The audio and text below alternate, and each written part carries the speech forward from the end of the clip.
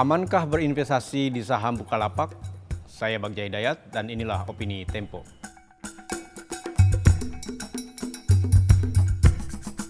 Bukalapak akan mencatatkan sejarah baru dalam penjualan perdana saham di Bursa Indonesia, yakni mendapatkan pembiayaan publik hampir 22 triliun rupiah dalam IPO 6 Agustus 2021. Penjualan saham Bukalapak ini menggembirakan sekaligus mencemaskan karena mengubah ortodoksi pasar saham di Indonesia.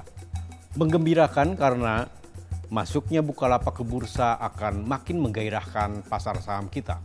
Dengan menjadi perusahaan terbuka, masyarakat juga bisa mengakses laporan keuangan perusahaan seperti Bukalapak, sehingga kita semua akan tahu model bisnis seperti apa yang dijalankan oleh mereka. Selama ini kita selalu disodorkan oleh sebuah mitos bahwa perusahaan seperti Bukalapak hanya bakar uang, yakni haus modal untuk meluaskan pangsa pasar. Tapi di sini pula sisi mencemaskan penjualan saham perusahaan seperti Bukalapak.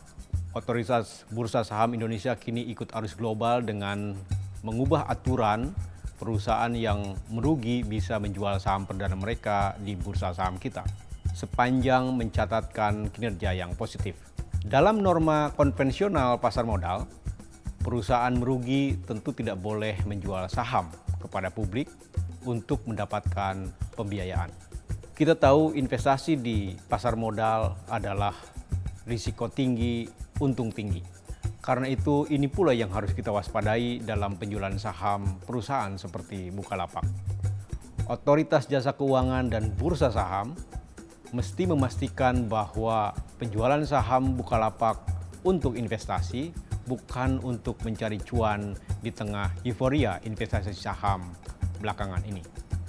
Plus memastikan bahwa investor yang membelinya tahu risiko berinvestasi di saham Bukalapak. Kita punya pengalaman pahit dalam investasi Asabri dan Jiwasraya, dua perusahaan asuransi yang keliru strategi dalam berinvestasi di pasar saham. Karena itu, lembaga-lembaga dana publik seperti asuransi, bank, atau dana pensiun seyogianya hati-hati dalam menyikapi penjualan saham perdana Bukalapak ini. Ada pertaruhan besar menginvestasikan dana publik di saham perusahaan yang belum untung. Sebab kita tahu pasar saham selalu diwarnai sentimen.